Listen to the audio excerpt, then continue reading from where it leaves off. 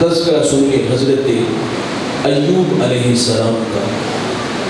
اللہ تعالیٰ نے بہت ساری نعمتوں سے، دولت سے نوازا ہوا تھا۔ 40,000 بکریوں کا ریوڑ رکھتے تھے، 40 باغ تھے، 400 غلام تھا اور چاند جیسے 12 بیٹے بھی تھے۔ اللہ نے فرشتے کو بھیج دیا کہ جاؤ میرے نبی سے کہو کہ آزمائش کے لیے تیار ہو جاؤ، جے سونا میرے دکھ میں راضی تو میں سکھ نو چلے ڈاؤں، کہا میں آنے والی ہر آزمائش پہ صبر کروں گا۔ امتحان کی گھڑی شروع ہوتی ہے، آپ منبر پہ جلوہ فراز ہیں اور اپنے ماننے والوں کو دعوت حق دے رہے ہیں، تبلیغ کر رہے ہیں۔ اچانک ایک غلام دوڑا آیا اور اس نے آ کے کہا کہ حضرت غضب ہو گیا، 40,000 بکریوں کا ریوڑ پانی کی بے رحم موجیں بہا کے لے گئے، آپ نے صبر کیا۔ اچھا ابھی اس کی بات ختم نہیں ہوئی کہ ایک اور آ گیا، سانس پھولا ہوا ہے اور آگے کہتے ہیں حضرت غضب ہو گیا، 40 باغ ہوا کا تیز جھونکا آیا اور اڑا کے لے گیا، آپ نے اس پر بھی صبر کیا۔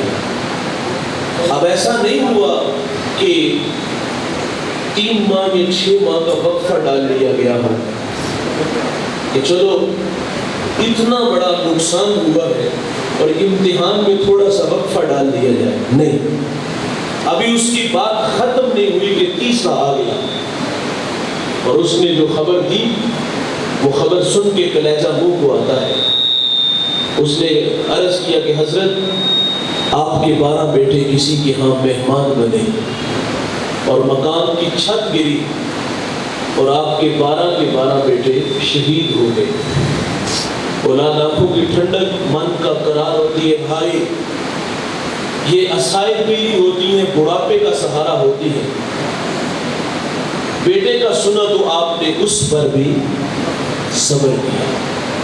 امتحان ختم نہیں ہوا، حضرت ایوب علیہ السلام کے جسم میں زخم آئے، شہر والوں نے شہر سے نکال دیا۔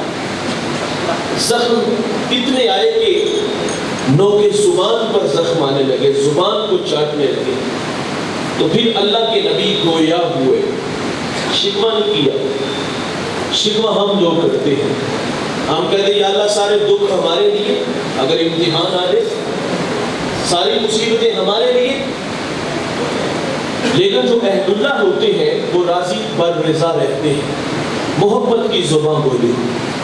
عرض کیا مالک 40,000 بکریوں کا ریوڑ پانی کی بکھرتی موجیں بہا کے لے گئی، میں نہ بولا، 40 باغ ہوا کا تیز جھونکا اڑا کے لے گیا، اے اللہ میں نہ بولا، میرے چاند سے 12 بیٹے شہید ہوئے، اے اللہ میں پھر بھی نہیں بولا، اور دیکھ مالک شہر والوں نے مجھے شہر سے نکال دیا، میں پھر بھی نہیں بولا، میرے انگ انگ میں زخم آئے، میرے جسم سے پوٹیاں ٹوٹ کے زمین پہ گری، اے اللہ میں پھر بھی نہیں بولا، لیکن اللہ میری تجھ سے ایک درخواست ہے کہ میری اس زبان کو محفوظ رکھنا، وہ اس لیے کہ یہ زبان تیرا نام لے، اٹھ دی بہندی ٹر دی پھر دی ستے آتے جاگ دی، نام جپ دی روتے کھپ دی بے سر اس راگ دی، نام جپیاں قرب ملدا نام دی کر پوری سام، شیشی وچ کستوری دے کر پھر ضرورت کا، جنہیں عزتیں ملتی ہیں انہیں آزمایا جاتا ہے۔ بات لمبی ہو جائے گی، میں آپ کو در حبیب تک لے چلتا ہوں۔ میرے آقا امام الانبیاء ہے، حضور کا اعزاز کے سر کی آنکھوں سے آپ کو جی بھر کے دیکھا، اور آزمائشیں کتنی بڑی بڑی ہیں۔ ابھی حضور دنیا میں تشریف نہیں لائے، شکوے مادر میں تھے کہ آپ کے سر سے آپ کے والد کا سایہ اٹھا لیا گیا۔ یہ اس وقت ہوا کہ جب حضرت عبداللہ رضی اللہ تعالیٰ عنہ شادی کے کچھ عرصہ بعد شام تجارت کے لیے گئے اور وہاں سے واپس عبد المطلب کے منہال ٹھہرے، یثرب آئے، اور یثرب بیماریوں کا گھر تھا۔ آپ آئے کہ اور بیمار ہو گئے، قافلہ چند دن وہاں ٹھہرا کہ طبیعت بحال ہو تو ہم انہیں ساتھ لے چلے، مجبوراً انہیں لوٹنا پڑا، طبیعت بحال نہ ہوئی تو چند دن بعد حضرت عبداللہ کا انتقال ہو گیا، اور یہ خبر مکہ المکرمہ میں عبد المطلب کے خاندان پر بجلی کی طرح گرتی ہے۔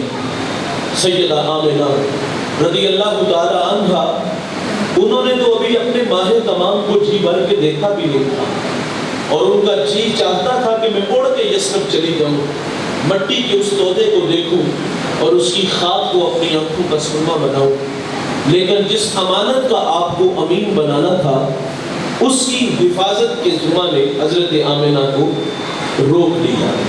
حضور ابھی دنیا میں آئے نہیں، سر سے باپ کا سایہ اٹھا لیا گیا، در یتیم پیدا ہوئے، میرے آقا کی عمر 6 سال ہوئی، چلنے پھرنے کے قابل ہوئے، سفر کی صحبتیں سہنے کے لائق ہوئے، تو سیدہ آمنہ رضی اللہ تعالی عنہا اپنے سسر عبد المطلب رضی اللہ تعالیٰ عنہ سے من کی کہانی کہہ دیتی ہے۔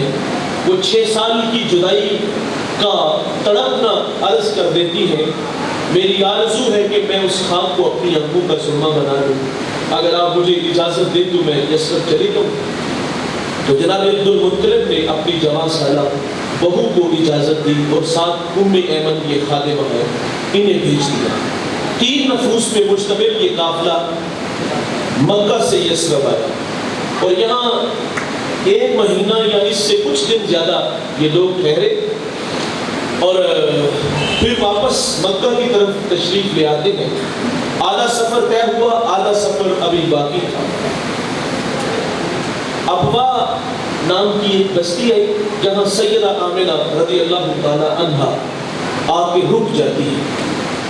امتحان کی گھڑی ختم نہیں ہوئی، سیدہ بیمار ہو گئی، اور سیدہ نے محسوس کیا کہ یہ بیماری، یہ بخار لگتا ہے کہ اب میری سانسیں مجھ سے چھین لے گا۔ جب آپ کو یقین ہو گیا کہ اب میں آگے نہیں جا سکوں گی، تو حضرت ایمن سے کہا کہ میرے بیٹے محمد کو باحفاظت امیر قریش تک پہنچا دینا، اور وقت رخصت حضور کو پاس بلا لیا۔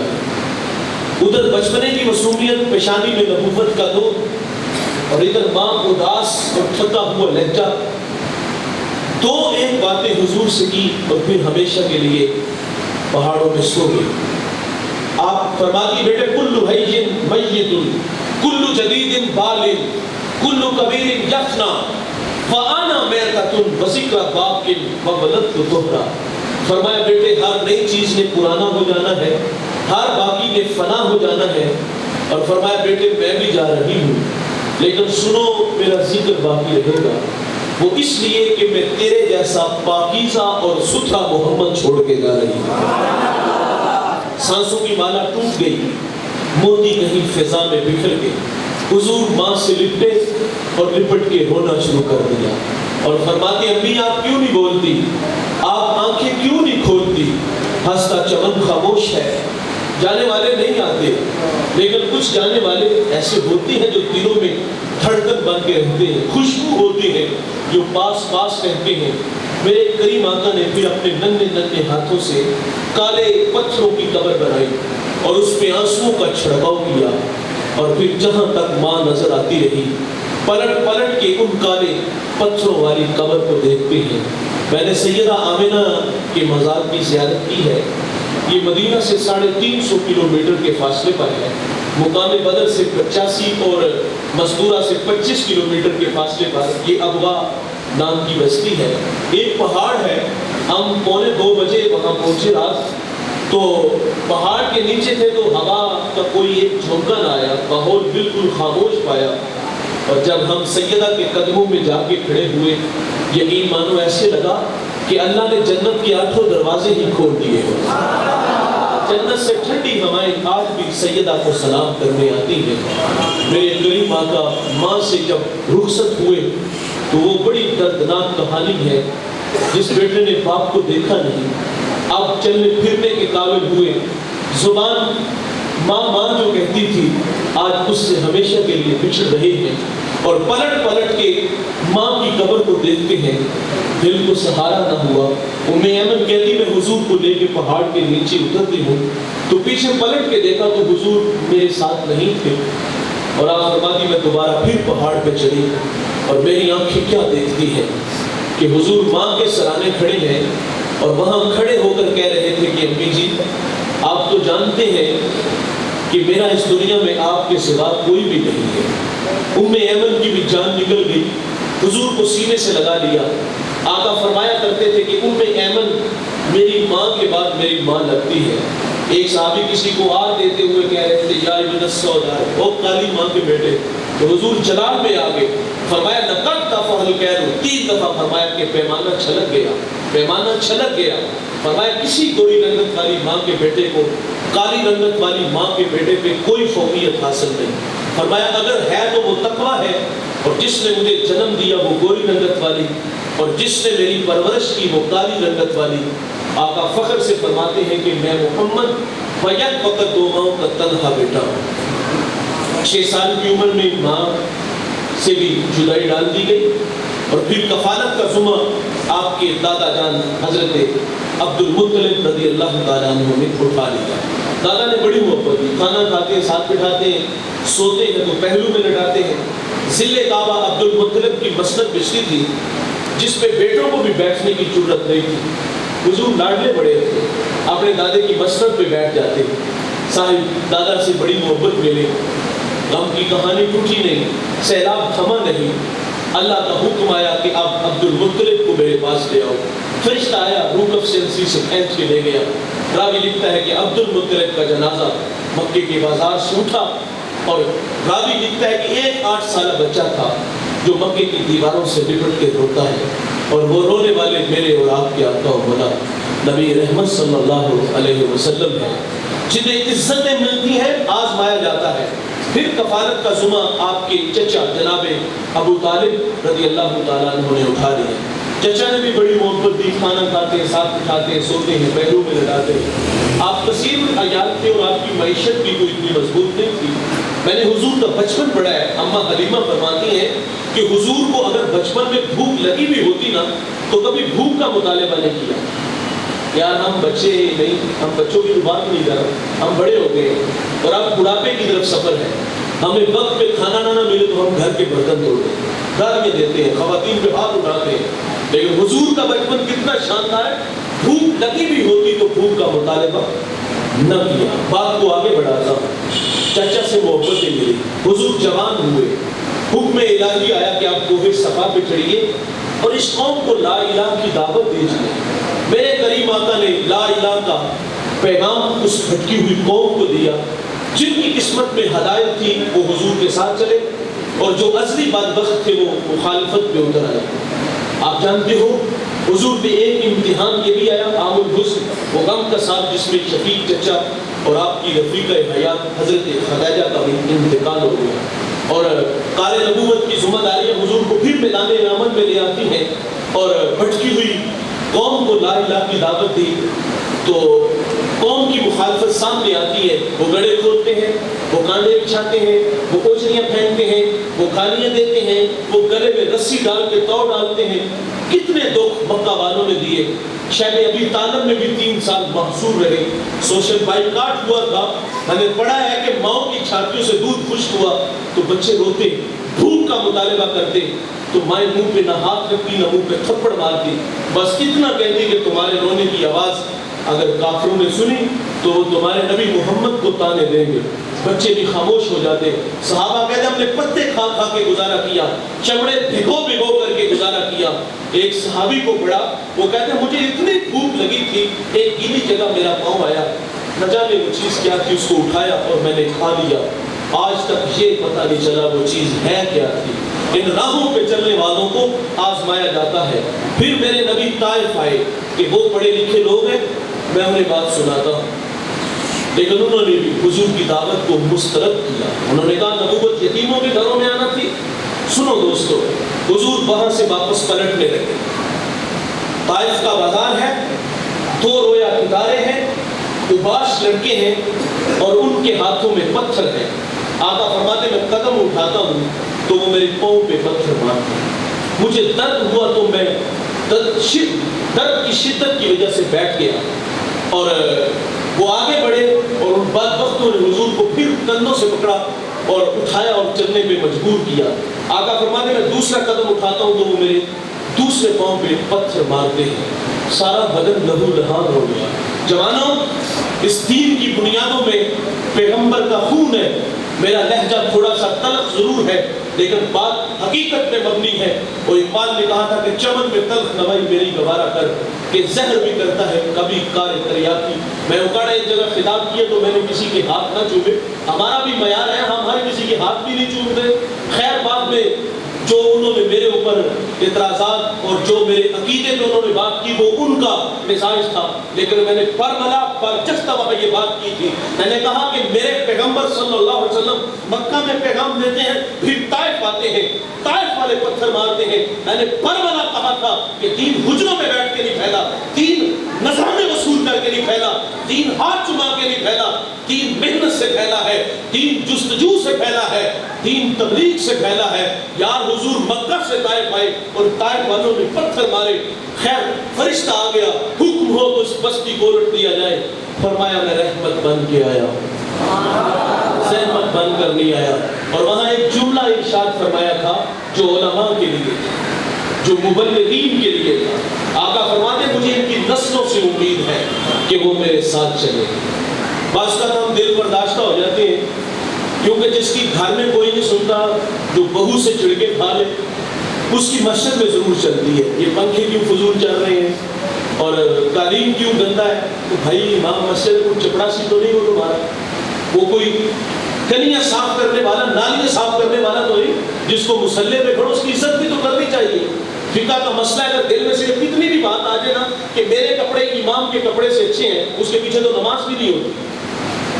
लेकिन बास का हालात ऐसे बनते हैं जिसकी कोई नहीं सुनता, मौलवी पे बरसता है, तो बास का दिल बर्दाश्त हो गया। हम कहते हैं यार छोड़, हमें तो सजदे से गरज है, जो यहाँ नहीं तो वहाँ से कम ही कर रहे थे ना। हुजूर का ये पैगाम हमें रोशनी देता है। फरमाया मुझे इनकी नस्लों से उम्मीद है कि वो मेरे साथ चलेंगे। हमें अपने हौसले पस्त नहीं करने चाहिए बल्कि नजर आने वाली नस्ल पे होनी चाहिए।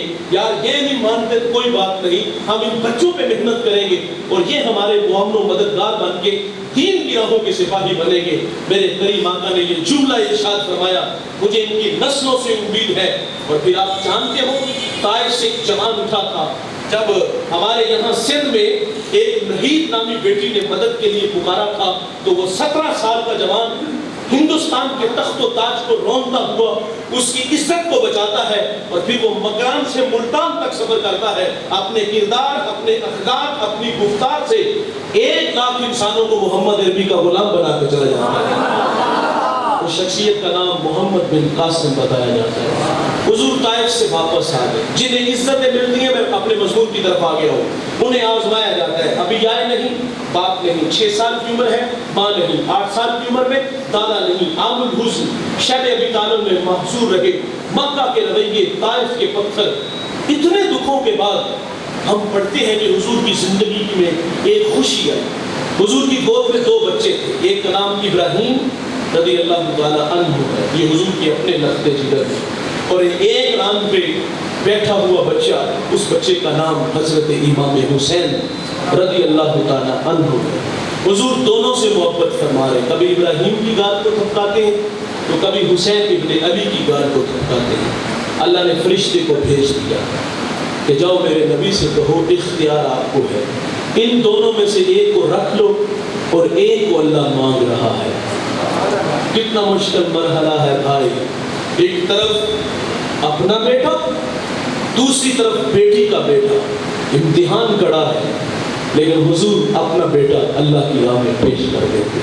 चंद दिन बाद हजरत इब्राहिम का इंतकाल हो गया और आंखों में आंसू थे, और हुजूर फरमाते बेटे तेरी जुदाई में आंखें नमनाक है, दिल दुखी है, लेकिन जुबान से वही कहूंगा जिससे मेरा रब राजी होता है।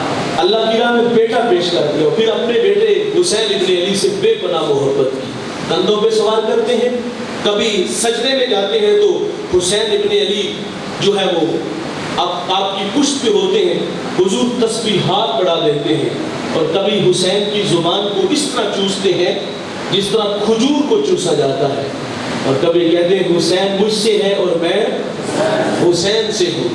پھر پناہ محبت دی، کبھی حسین کو قریب کر کے فرماتے پتر تو جنتی جوانوں کا سردار ہے، اور مولوی کہتا ہے کہ نبی سکی بیٹی کو بھی نہیں بخشوا سکتا، نبی کے چاہنے سے کچھ نہیں ہوتا، وہ جنت میں جنت کی سرداری دے رہے ہیں۔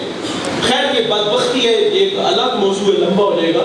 تو حسین ابن علی سے بے پناہ محبت فرمائی، فرشتہ پھر آ گیا اور اس فرشتے نے کہا کہ آپ کے اس نواسے کو کربلا کے اندر شہید کر دیا جائے گا، کربلا کی مٹی دی گئی، جب یہ خون بن جائے تو جان لیجئے گا کہ آپ کا بیٹا شہید ہو گیا۔ اور وہ مٹی حضرت ام سلمہ رضی اللہ تعالی عنہا کو دی گئی، کہا سنبھال لیں، جب حسین شہید ہوگی تو یہ خون میں بدل جائے گا۔ پھر 60 ہجری کو یزید تخت نشین ہوا۔ میں شاید کہ تفصیل سے آپ کو واقعہ نہ سنا سکوں، لیکن جو نتیجہ فکر ہے وہ آپ کے سامنے رکھوں گا۔ 60 ہجری کو یزید تخت نشین ہوا، اس نے ولید بن عقبہ جو مدینے کا گورنر تھا اس کو پیغام بھیجا کہ حسین ابن علی رضی اللہ تعالیٰ عنہ سے میرے لیے بیعت کرو۔ اس نے رات کی تاریکی میں امام حسین کو طلب کیا۔ امام جانتے تھے کہ وہ رات میں کسی سے ملاقات نہیں کرتا، بات خطرے سے خالی نہیں۔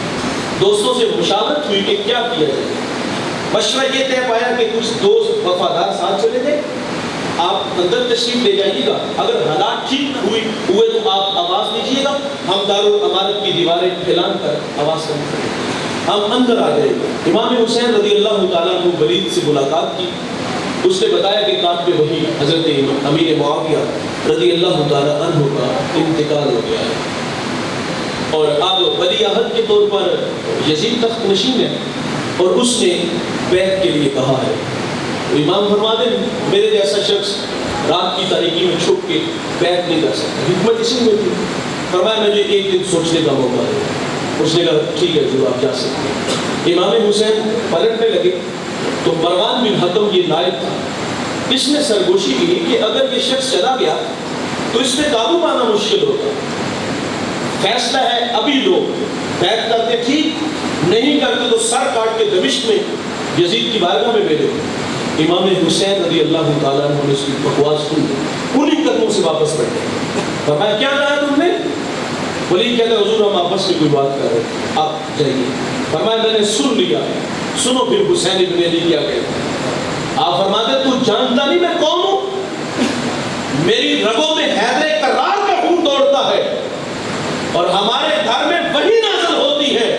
فرمایا یزید فاسق ہے، فاجر ہے، میں حسین جو ہے اس کی بیعت سے انکار کرتا ہوں۔ دو ٹوک بات کی واپس آئی، حضرت زینب رضی اللہ تعالیٰ عنہ سے مشورہ کیا، کہا بہن حالات جو ہے وہ ہمارے پاس میں نہیں ہے، احتیاط اسی میں ہے کہ ہم مدینے کو چھوڑ کر مکے چلے جاتے ہیں، کیونکہ اگر میں بیعت نہیں کروں گا تو وہ یہاں خون ریزی چاہے اور میں مدینے کو خون سے لالا زار نہیں کرنا چاہتا۔ مشورہ یہ طے پایا کہ ہم رات کی تاریکی میں یہاں سے چلے جاتے ہیں۔ آپ نے نانے مصطفیٰ صلی اللہ علیہ وسلم کے مزار پہ حاضری دی، اپنی ماں سے الوداعی سلام کیا اور پھر ہمیشہ کے لیے مدینہ کو چھوڑ دیا۔ اس مجمع میں ہو سکتے ہیں کہ کوئی حاجی صاحب ابھی حالی آئے ہوں، کچھ لوگ ایسے ہیں عمرہ حج کی سعادت کے لیے یہاں ماشاءاللہ اللہ قبول فرمائے جو ہے وہ حج کی سعادت عمرہ کے لیے گئے ہوں گے۔ میں آپ لوگوں سے پوچھتا ہوں 8 دن کے لیے جاتے ہیں، جب مدینے سے واپس پلٹتے ہیں تو کتنا مشکل ہوتا ہے۔ کسی حاجی صاحب سے پوچھا گیا کہ حضرت سنائے مکہ مدینہ گئے کیسا لگا؟ کہتا ہے یار 2 لفظوں میں کہانی سن لو، کعبۃ اللہ پہ پہلی نظر مشکل ہے اور روضہ رسول پہ آخری نظر بڑی مشکل ہے، وہاں سے پلٹنا بڑا مشکل ہے۔ میرے ایک ٹیچر ہے سلیم دلاوری، صف اول کے شعراء میں ان کا نام ہے، وہ تخیلات میں خود کو کھینچ کے در حبیب تک لے جاتے ہیں اور عجیب انہوں نے لکھ دیا، کمال کر دیا۔ آپ فرماتے ہیں آساں دے بوئے کھل دے، درداں دے برگے تھل دے، دکھاں دے چکر چل دے، اکھاں جو ہنجو ڈر دے، لو لو نہ ساڑ دے، آقا جی دل نو ساڑ دے، غوطے تے غوطہ کھا رہے ہیں، بہمچ دبدا جا رہے ہیں، دسیاں نہ چنہ تارے ہیں، رائیاں تو کچھ کچھ ہارے ہیں، جتھے خدا دا نور ہے او شہر کنی دور ہے، سوچا پکانا جامنا من وچ بٹھانا جامنا نقشے پکانا جامنا کر میں کرینا انجدا ہونا مدینہ انجدا ویلے نے ڈاڑے یا نبی پلے نہیں ساڑے یا نبی بیٹھے دراڈے یا نبی امتی تو ہاڑے یا نبی ہجران دے پنیر شوک دے مڑ مڑ کے ایہو کوک دے آمن مرادہ پک کے قسمت لجامن دھک کے سونا مدینہ تک کے بیجامہ جس دم تھک کے ٹھنڈی ہوا جے بھاگ جائے تے اکھ ذرا کو لگ جائے کملی ذرا سرکا کے مکھڑے تو پردہ چاہ کے خوابہ جو پھیرا پا کے آقا آکھن آ کے راہاں دی سختی جھل کے آئے اور دوروں چل کے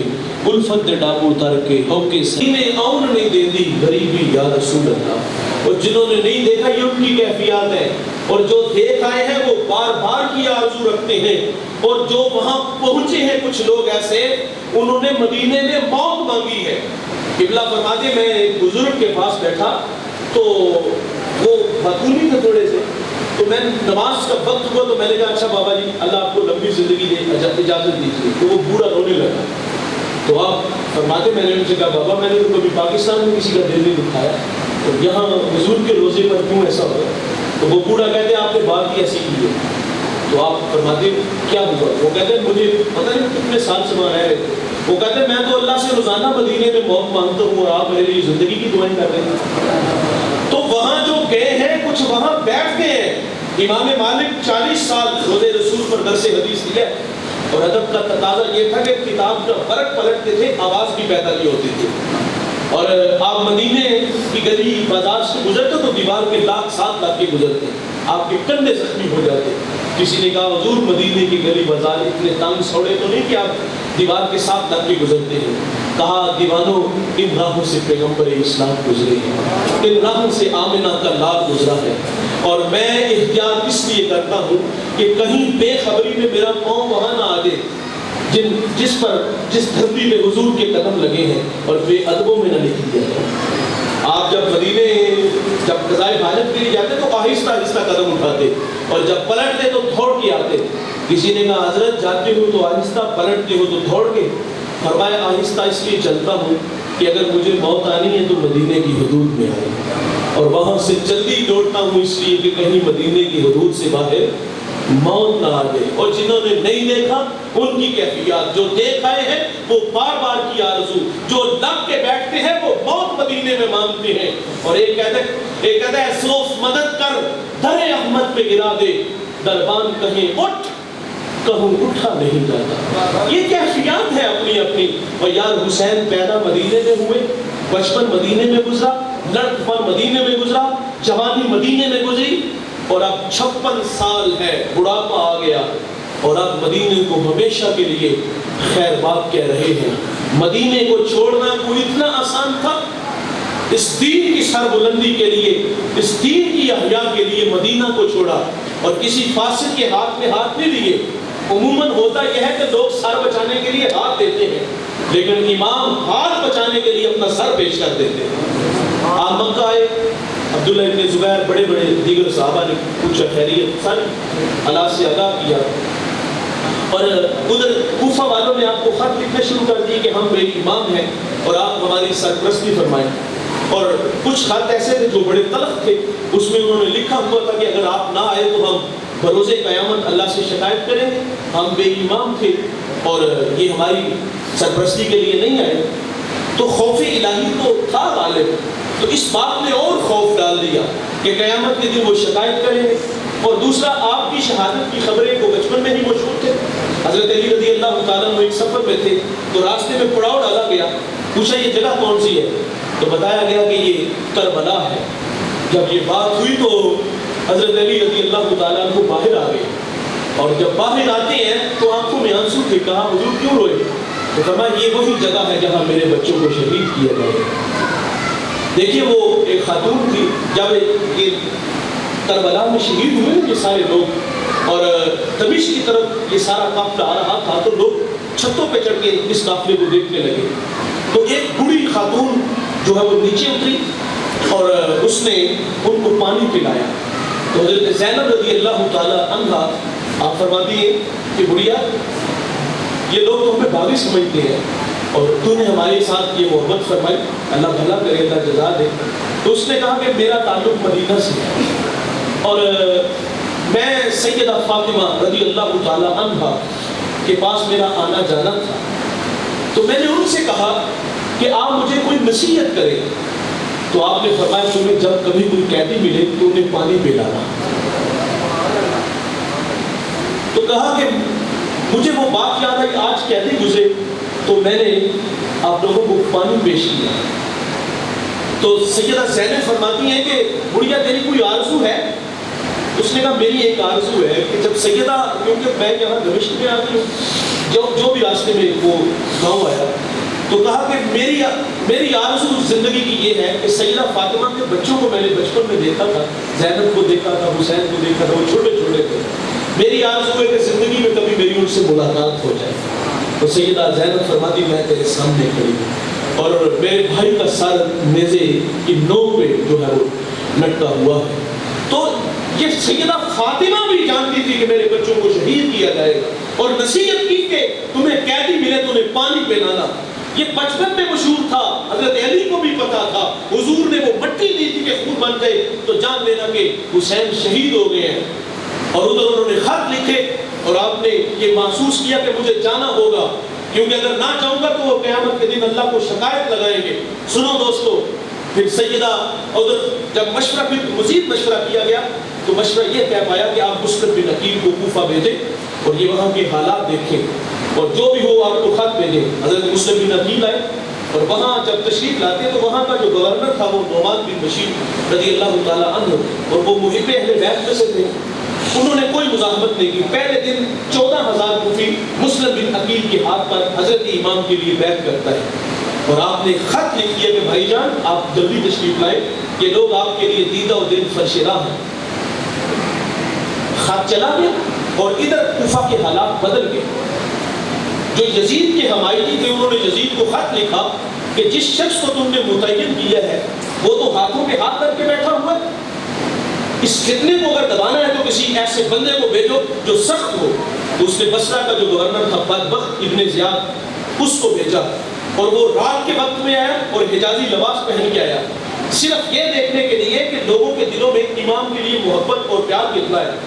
جب وہ داخل ہوتا ہوا تو لوگوں نے سمجھا شاید کہ امام آ گئے، اور لوگ پیچھے پیچھے چلنے لگے، اور سیدھا یہ نعمان بن بشیر کے محل تک پہنچا۔ آپ چھت پہ چڑھے دروازہ بند کر کے، اور آپ بھی سمجھے شاید کہ امام کی سواری ہے، تو انہوں نے کہا میرا مشورہ ہے آپ واپس چلے جائیں، اور اس نے اپنے چہرے سے کپڑا اٹھایا تو وہ ابن زیاد تھا، کہا دروازہ کھولے، دروازہ کھولا، نعمان بن بشیر کو موصول کیا، اور پھر ابن زیاد نے خطاب کیا کہ تم لوگ جانتے ہو میرا والد اور میں اہل بیت کا بڑا پرانی ہماری دشمنی ہے، اگر کسی نے میرے مقابلے میں آنا تو آ جائے، بچے یتیم ہوں گے، عورتوں بیوہ ہوں گی۔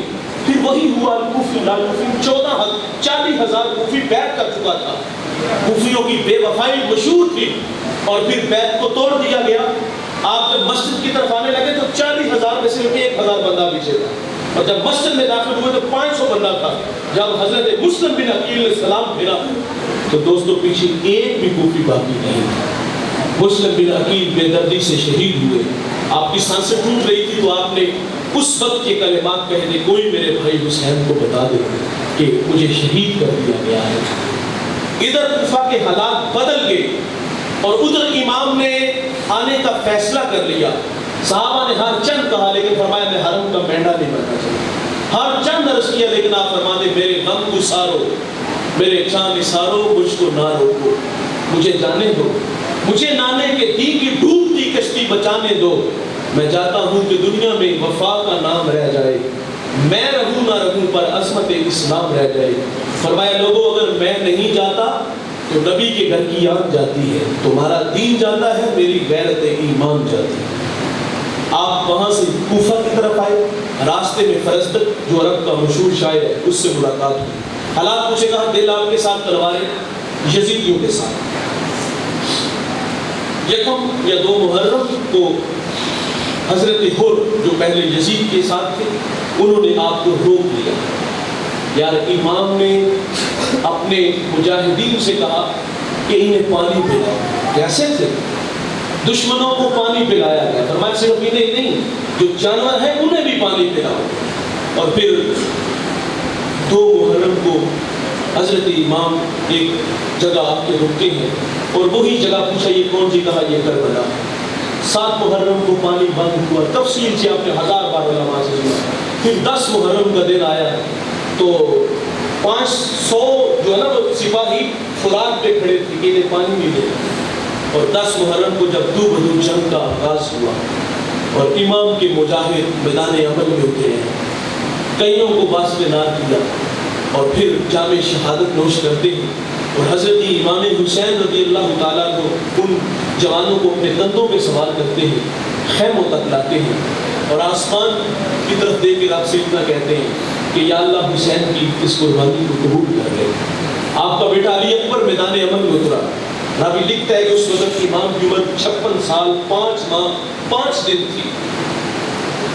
تو جب بیٹا میدان عمل میں اترا، واصل نام کر کے واپس پھر آیا، کہا ابا پیاس لگی ہے، مجھے 2 بوندیں مل جائے، 2 گھونٹ مل جائے تو دیکھیے گا آپ کا بیٹا ان کے ساتھ کرتا کیا ہے۔ حضرت امام نے اپنی خشک زبان اپنے بیٹے کے منہ میں رکھی، تھوڑی سی تراوٹ آئی تو پھر میدان میں اترے اور جب اب کے بار آئے تو جو دشمن تھے انہوں نے چاروں طرف سے گھیر لیا، کسی نے پتھر مارا، کسی نے تیر مارا، امام کے بیٹے کے منہ پہ بھی لگا ہوگا، سر پہ بھی لگا ہوگا اور امام کا بیٹا گھوڑے سے زمین کی طرف آتا ہے اور آواز دیتا ہے کہ اپنے ابا کو۔ راوی لکھتا ہے کہ امام جب اپنے بیٹے کو کربلا کے میدان سے اٹھانے گئے اور اٹھا کے بیٹے کو خیمے تک لائے، آپ کی داڑھی اور سر میں ایک بال بھی سفید نہیں تھا، لیکن جب علی اکبر کو اٹھا کے خیموں تک لاتے ہیں تو آپ کی ساری داڑھی اور آپ کے سر کے سارے بال سیاہ ہو سفید ہو چکے ہیں۔ پھر وہ قاسم چھوٹی عمر کی وہ چھوٹی سی تلوار لے کے آگے بڑھتے ہیں، وہ بھی شہادت کا جام پہنتے ہیں اور وہ بھی خیموں تک لائے جاتے ہیں۔ 6 ماہ کا علی اصغر، اس کے حلق میں بھی تیر لگتا ہے اور وہ خون کا فوارہ فضا میں پھینک دیا گیا۔ حسین پھر کہتے ہیں اللہ حسین کی یہ ننھی قربانی بھی قبول کر لے، اور سارے پھر حسین خود میدان عمل میں اترتے ہیں، کئیوں کو واسطے نار کیا اور پھر اتنے زخم لگے کہ امام گھوڑے کی زین سے فرش زمین کی طرف آئے اور اپنی پیشانی کو اللہ کے حضور جھکا دیا، اور یہاں جب پیشانی جھکائی تو کیا کہتے ہیں؟ اے اللہ میں تیری تقدیر پہ راضی ہوں، بتا تو بھی مجھ سے راضی ہوا ہے کہ نہیں ہوا۔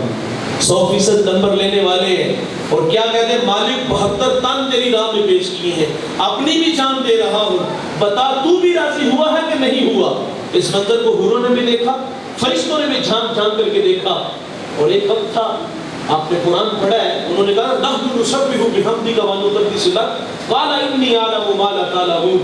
فرشتوں نے کہا تھا مالک تسبیح ہم بولتے ہیں، باقی ہم بولتے ہیں، انسان کو کیوں بنائے گا، اس کو اپنا نائب کیوں بنائے گا؟ تو اللہ نے فرمایا تھا انی اعلم ما لا تعلمون، فرشتوں جو میں جانتا ہوں وہ تم نہیں جانتے۔ آج کربلا میں اس کی تفسیر کر دی، فرشتوں تمہارے سینوں میں دل اور اس میں دھڑکنیں، اس میں قاسم علی اصغر علی اکبر کی محبتیں ہوتی اور میں دیکھتا کس طرح میری راہ میں پیش کرتے۔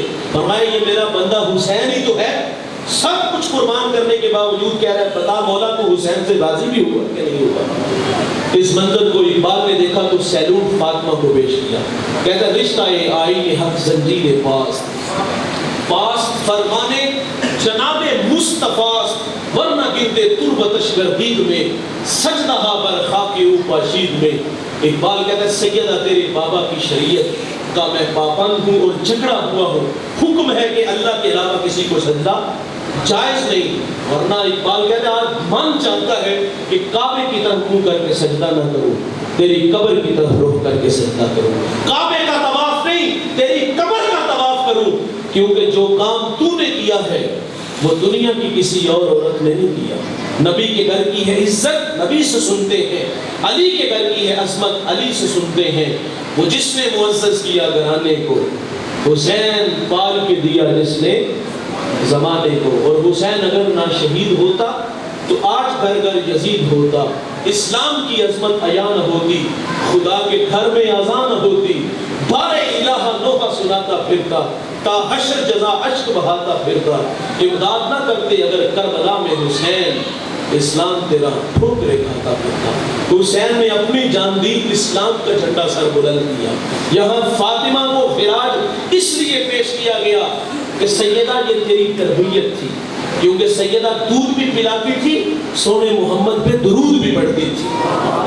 ماں بچوں کو سلا کے مصلی بچھا کے ساری رات اللہ کو سجدہ کرتی ہے, اور ایک دن کہہ ہی دیتی مالک تیری راتیں کتنی چھوٹی ہیں, رات بیت جاتی ہے ذوق بندگی نے گزار, مجھے ایک رات کو عطا کر مالک جی بھر کے تجھے سجدے تو کر دوں. ماں کا کردار نسلوں میں منتقل ہوتا ہے. ماں وہ ہٹلر یا نیپولین نے کہا تھا تم مجھے اچھی مائیں دو میں تمہیں اچھی قوم دوں گا, لیکن سخت افسوس, ناراض نہ ہوئیے گا, مجھے معاف فرمائیے گا, ایک جملہ تلخ خرچ کرنے لگا ہوں. ہمارا معیار بدل گیا. ایک زمانہ تھا کہ کردار, اخلاق, تعلیم, حیا یہ معیار تھے. جب یہ معیار تھے تو بختیار کاکی پیدا ہوتے تھے. جب یہ معیار تھا تو معین الدین چشتی پیدا ہوتے تھے. جب یہ معیار تھا تو علی حجویری جیسے لوگ پیدا ہوتے تھے.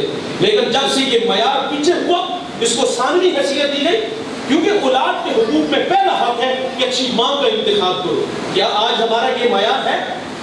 ہمارا معیار بڑی گاڑی, ہم نے بڑی سی لسٹ بنائی ہوتی ہے کہ جہیز میں ہمیں یہ چیزیں ملیں گی تو ہم آپ کی بیٹی کو قبول کریں گے. ہم اتنے چھوٹے لوگ ہیں, ہم ایک موبائل میں بک جانے والے لوگ ہیں.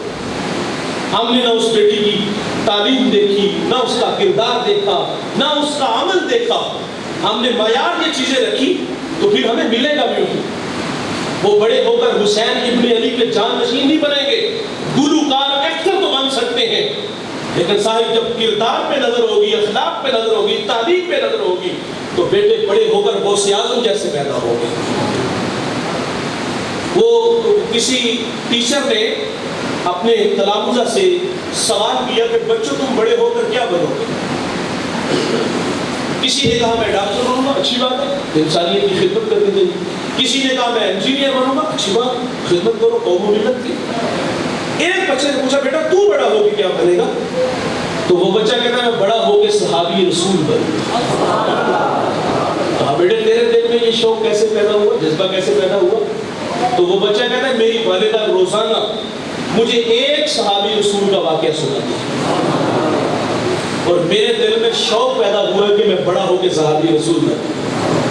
یار جب ماں اپنے بچوں کو صحابی رسول کے واقعات سنانے والی ہوگی تو جب وہ بچے بڑے ہوں گے تو کوئی بدبخت جو یہ کہتے ہیں کہ 6 صحابہ کے علاوہ سب جہنمی ہیں, مفاد پرست ہیں, اور کوئی یہ کہے کہ مجھے اپنی عمر سے اس لیے نفرت ہے کہ اس کا نام عمر ہے, تو وہ اس کی زبان کتی سے کھینچ لے گا کہ میں نے تو سنا ہے, میری ماں مجھے بتاتی تھی کہ عمر وہ ہے جس کو مراد رسول کہا جاتا ہے, عمر تو وہ ہے جس کے سائے سے شیطان بھاگتا ہے, عمر تو وہ ہے, میری ماں نے بتایا تھا کہ میرے آقا نے فرمایا کہ میرے بعد اگر کوئی نبی ہوتا تو یہ جوان ہوتا.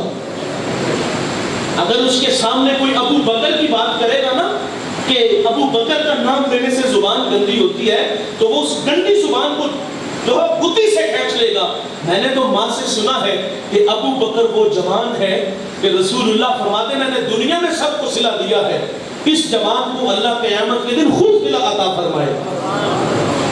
لیکن افسوس کہ ہمارے بچوں کو صحابہ کے نام آتے ہیں, فلمی ایکٹر کے نام آتے ہوں گے, گلوکاروں کے نام آتے ہوں گے, طوائفوں کے نام آتے ہوں گے, لیکن صحابہ کے اہل بیت کے نام نہیں آتے ہوں گے. سکھائے ہی نہیں, کردار ہی نہیں دیا, معیار غلط ہوا تو نسلیں سنورے گی نہیں, برباد ہوگی. منصور الوی, یہ مدینہ طیبہ سے ان کا تعلق ہے, یہ بہت اچھے رائٹر ہیں. یہ بھی فرماتے میں ایک جگہ پڑھانے کے لیے بیٹھا تو میں نے بچوں سے سوال کر دیا بڑے ہو کے کیا بنو گے؟ تو ایک بچہ کہتا ہے میں بڑا ہو کر نور الدین زنگی بنوں گا.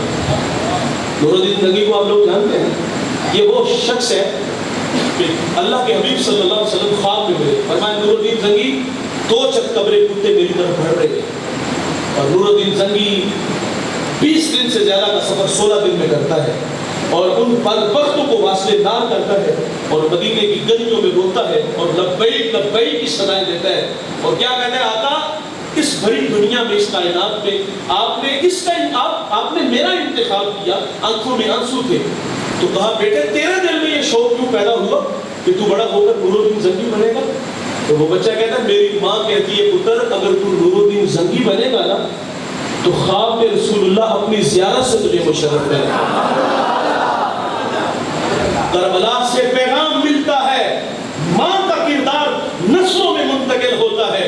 اگر بندے سے درویش پذیری ہزار امت بمیرت تو نہ میری، بطول باش کا پنہا شو عزی اثر کہ در آگوش شبیری وگیری۔ اقبال کہتے ہیں اے امت مسلمہ کی عورت، درویش لاہوری کی نصیحت کو مان لے، پکڑ لے۔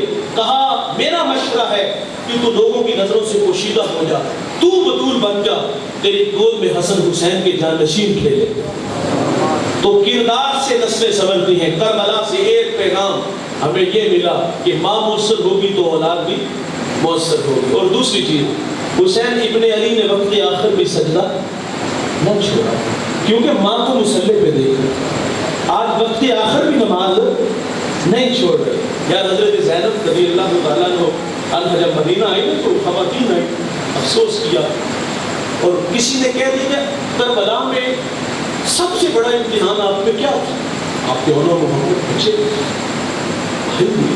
دیگر لوگ بھی سینہ زخموں سے چور چور ہے۔ پوچھا کہ سب سے مشکل مرحلہ کون سا تھا؟ آپ فرماتی کہ وہ لمحے بڑے مشکل تھے کہ جب خیموں کے گرد آگ لگی ہوئی تھی اور میری اثر کی نماز میں تھوڑی سی تاخیر ہوئی تھی، نماز قضا نہیں ہوئی، تاخیر ہوئی، تو کہا وہ مرحلہ بڑا مشکل تھا۔ اور ہم حسینی ہیں، ہم حسین ابن علی کا نام لینے والے ہیں۔ محبت عمل کو آسان کرتی ہے۔ یہ محرم کی دیگیں، یہ محرم میں رو کے دکھا دینا، کیا محبت کا معیار یہ رہا؟ 60 ہجری سے لے کر اب تک جتنے آنسو ہم لوگوں نے بہائے ہیں نا، دریا سمندر بہ گئے، بڑے آنسو بہائے، بڑی دیگیں چڑھائی، کیا بس یہی معیار ہے؟ اور محبت تو عمل مانگتی ہے۔ وہ کسی نے کہا تھا کہ میں مر کے بھی زندہ ہوں اہل وفا کی محفل میں، میری محفل میں آ، میرا مزار نہ پوچھ۔ جن راہوں پہ ہم چلے وہاں آؤ، برستے تیروں میں بھی نماز کو نہیں چھوڑو۔ اپنے ایمانداری سے بتاؤ نماز پڑھتے ہم؟ کتنی بڑی مسجد ہے، ایک ساتھ مکمل نہیں ہوتی ہو، لیکن گلے پھاڑ پھاڑ کے حسینیت کے نعرے اور محبت کے دعوے تو ہیں، لیکن عمل کی راہوں سے ہم کوسوں دور چلے گئے۔ دوستو، اگر حسین ابن علی کی چاہنے والوں ہو اور ان کا کردار اپنانا چاہتے ہو تو حسین نے تو کبھی تہجد کی نماز بھی نہیں چھوڑی۔ آج وعدہ کرتے ہیں کہ آج کے بعد ہم نماز نہیں چھوڑیں، ایسے یہ تو بالکل ڈھیلی سی بات کی ہے نا۔ میں سمجھوں گا کہ میرے آنے کا جس کو ہم کہتے ہیں مول پڑ گیا ہے، اور ویسے ہمارا مزاج بھی نہیں کہ ہم کہیں گے دونوں ہاتھ کھڑے کر کے کہو سینے کا زور لگاؤ، لیکن یار نماز ایک ایسی دولت ہے، قیامت کے دن اللہ کہے گا مجھے سجدہ کرو، اس دن بے نمازی بھی چاہے گا ساری زندگی نہیں مانی آج ہی مان لے گا، لیکن اس دن سجدہ نہیں ہوگا، کمرے اکڑ جائیں گے، اور بے نمازی کہاں کھڑا ہوگا؟ قارون، حامان، ابی بن خلف، یہ کون ہے؟ یہ اللہ رسول کے دشمن ہے۔ جس صف میں اللہ رسول کے دشمن کھڑے ہوں گے اسی صف میں بے نمازی کھڑے ہوں گے۔ ہم دیہاتی لوگ، ہمارے دیہاتوں میں یہ چیز ہے، یہ اونچ نیچ والا معاملہ۔ میں ڈسٹرکٹ منڈی باولی کی ایک جگہ بیان کرنے گیا، نماز کا وقت تھا، تو ہمارے ساتھ ایک ذات کا مسلم، تو ساتھ جو صاحب تھے، میں کیا کہوں، انہوں نے کھینچ کے پچھلی صف میں کر دیا، کہا میرے ساتھ نماز بھی نہیں ہوتی۔ وہ ساگر صدیقی نے کہا تھا کہ کون کہتا ہے کہ ظلمات میں دم توڑ گیا، وہ آدمی اندھیروں میں کھڑے ہیں، اور ہم مسلی کے ساتھ کھڑا ہونا توہین سمجھتے ہیں، عجیب سٹیٹس بنائے ہوئے ہیں۔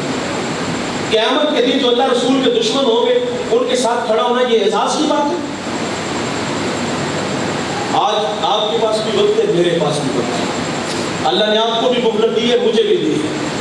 ہم بالکل موت کے قریب کھڑے ہیں، جب داڑھیوں میں سفید بالے بال آنے شروع ہو جائے سمجھ لو موت کا فرشتہ قریب ہے، جب یادداشت کمزور ہونا شروع ہو جائے جان لو کہ موت کا وقت قریب ہے۔ قبل اس سے کہ وہ وقت آئے اور حجت باقی نہ رہے۔ سورج ابھی مغرب سے طلوع نہیں ہوا دوستو، آج جو کہ نا یا اللہ بس ہو گئی، نہیں کروں گا گناہ، تو یقین جانو وہ اتنا رحیم ہے، تمہارے گناہوں پر وہ کرم کا قلم پھیر دے گا۔ لیکن اگر یوں ہی غفلت، جہالت اور بے رہروی کا شکار رہے تو ہمیں رونا اور پچھتانا پڑے گا۔ حسین ابن علی کے ماننے والوں، حسین ابن علی سے پیار اور محبت کا دعویٰ اور دم بھرنے والوں، آج کی اس بزم میں ہم لنگر بھی کھائیں گے اور وعدہ بھی کریں گے کہ یا اللہ آج کے بعد ہم نماز نہیں چھوڑیں گے۔ اللہ ہمیں استقامت عطا فرمائے۔ مجھے خوشی ہوئی، میں ایک پروگرام پہ گیا تو مجھے ایک نوجوان ملا، کہا آپ نے میرے دل پہ دستک دیا، دعا کریں اللہ مجھے استقامت دے۔ میں گزر گیا، ایک سال بعد دوبارہ اسی بستی اسی محلے میں جانا ہوا، میرے سامنے ایک جوان آگے بیٹھا، سر پہ امامہ اور چہرے پر سنت کا نور، دوزانوں بیٹھ گیا اور کہتا مولوی صاحب پہچانا تھا؟ نہیں پہچانا۔ کہا ایک سال پہلے وعدہ کیا تھا۔ کہا زندگی کا حظ اور مزہ ہے ہی اللہ کے حضور جھکنے میں۔ یقین جانو بوڑھے دوست ساتھ چھوڑ دیتے ہیں، ہم سمجھتے ہیں کہ ہم مریں گے تو یہ بھی ہمارے ساتھ مر جائیں گے، نہ، انہیں نئے دوست مل جائیں گے، ماں باپ کو صبر آ جائے گا، یادوں کے چراغ گھر ہو جائے گے، تمہارے ساتھ تمہارا عمل جائے گا، تمہارے ساتھ تمہاری نیکی جائے گی، اور اگر یہ نہ ہوا تو رونا ہوگا۔ اللہ تعالیٰ سے دعا ہے اللہ ہمیں عمل کی توفیق عطا فرمائے۔ پروگرام جاری رہے گا، مجھے آپ کو اجازت دیجیے، اللہ تعالیٰ ہم سب کو